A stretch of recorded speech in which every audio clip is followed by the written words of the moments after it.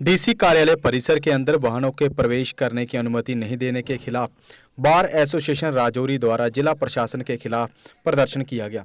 इस दौरान विरोध रैली भी निकाली गई।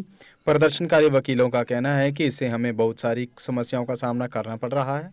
पार्किंग व्यवस्था न होने के कारण उन्हें काफ़ी परेशान होना पड़ता है। अब जो ऑर्डर निकाला गया है उससे गाड़ी पार्क करने के लिए हमें और समस्याएं होंगी, क्योंकि डीसी कार्यालय परिसर में गाड़ी पार्क नहीं होने दी जा रही है।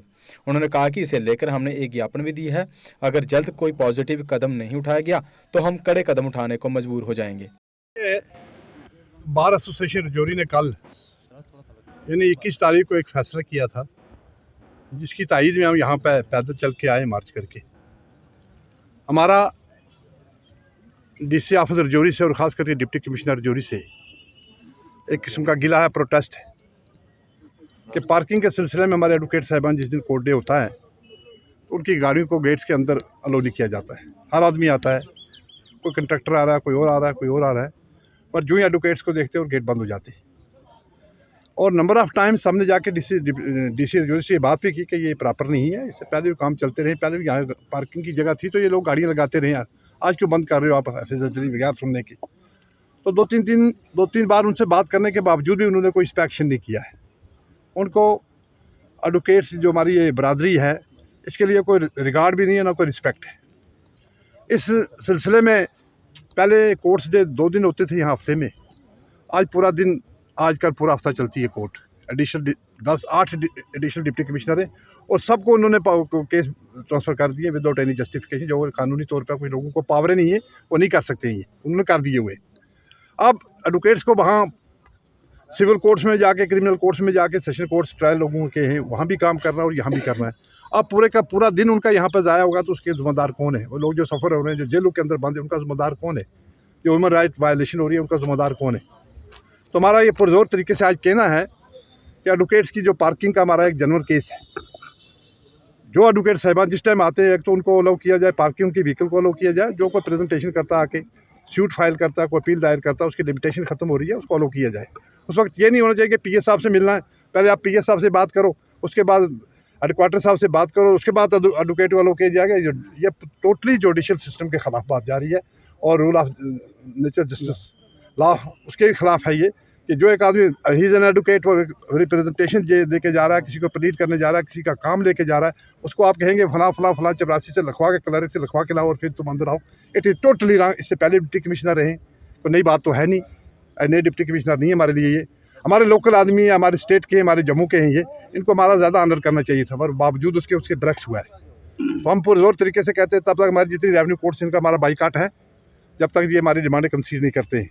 बार की मीटिंग हुई थी कल। बेसिकली हमारे एडवोकेट्स को यहाँ पर बड़ी दिक्कतें आ रही थी डीसी ऑफिस में। आप जानते हैं यहाँ रेवेन्यू कोर्ट्स होती हैं, यहाँ डीसी साहब की कोर्ट है, यहाँ एडिशनल डीसी साहब की कोर्ट है, एसीआर साहब की कोर्ट है।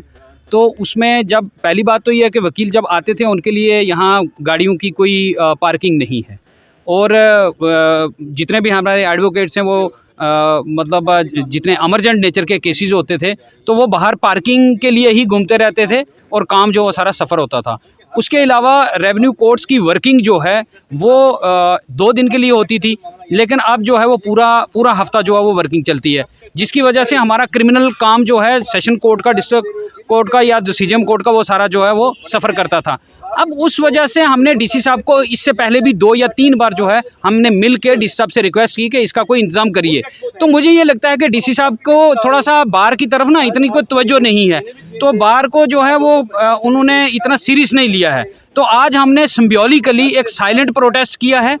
यहाँ पर एडिशनल डिप्टी कमिश्नर साहब जो सचिन साहब हैं वो यहाँ बाहर आए थे और हमने उनको एक रेजोल्यूशन दे दिया है और हमने ये कह दिया है कि आप अपने रवैये में तब्दीली लाएँ डीसी साहब।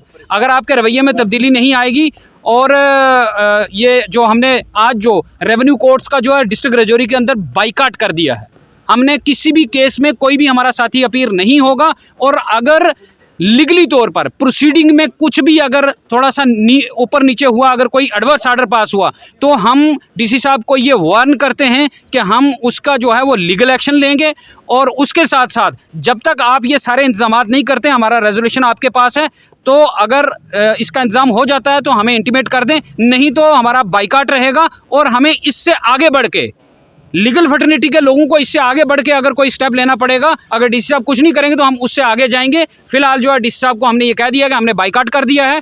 जब तक हमारे साथियों का हमारी लीगल जो यहाँ पर हमारी जो सारी कोर्ट्स में जो सारा लीगल वर्क है उसके पर्टेनिंग जो भी हमारी ग्रीवेंसेस हैं वो जब तक आप उनका इंतजाम नहीं करते हो तब तक जो है हमारा प्रोटेस्ट भी जारी रहेगा और बाइकाट भी रहेगा।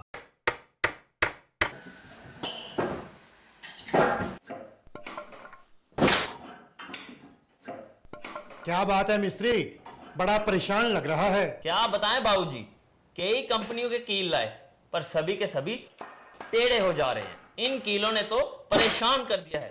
परेशानी दूर करनी है तो आरके इंडस्ट्रीज के स्ट्राइक ब्रांड के कील और कब्जे ही उपयोग करो जो देते हैं मजबूती की गारंटी। तो चले फिर स्ट्राइक ब्रांड के कील ले लें। बिल्कुल, चलो। स्ट्राइक ब्रांड लगाओगे तो मजबूती पाओगे और परेशानी को भी भगाओगे।